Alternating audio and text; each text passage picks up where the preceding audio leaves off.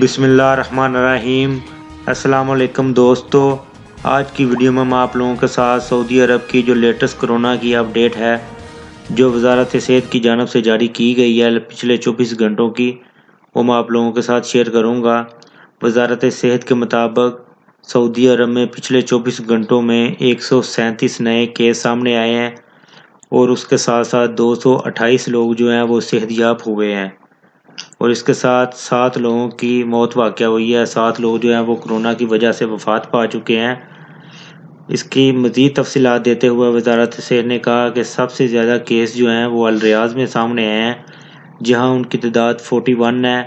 اس کے بعد مکہ مکرمہ میں ہے جہاں 34 ہے۔ اس کے بعد منطقہ الشرقیہ ہے جہاں 18 نئے کیس سامنے آئے ہیں۔ اس کے بعد مدینہ منورہ میں 11 کیس نئے سامنے آئے ہیں۔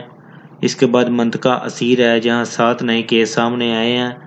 اس کے بعد منطقہ تبوک ہے جہاں 6 نئے کیس سامنے آئے ہیں۔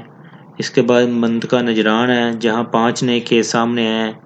اس کے بعد منطقہ الحدود الشمالیہ ہے جہاں 4 نئے کیس سامنے آئے ہیں۔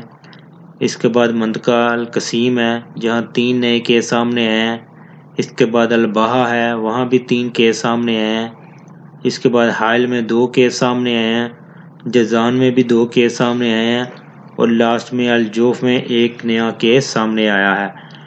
اس کے ساتھ ساتھ سعودی عرب میں جو ٹوٹل کرونا کے کیسز ہیں ان کی تعداد 3,62,878 ہو گئی ہے، اور جو لوگ صحت یاب ہو چکے ہیں ان کی تعداد 3,54,081 ہو گئی ہے، اور جو لوگ وفات پا چکے ہیں ٹوٹل جو کرونا کی وجہ سے وفات پا چکے ہیں ان کی تعداد 6,230 ہو گئی ہے، اور جو ایکٹیو کیسز ہیں ابھی بھی سعودی عربیہ میں جو کرونا کے پیشنٹ ابھی بھی ہاسپٹل میں ہیں ان کی تعداد 2,567 ہے، اور ان میں جو سیریس حالت میں ہیں ان کی تعداد 362 ہے۔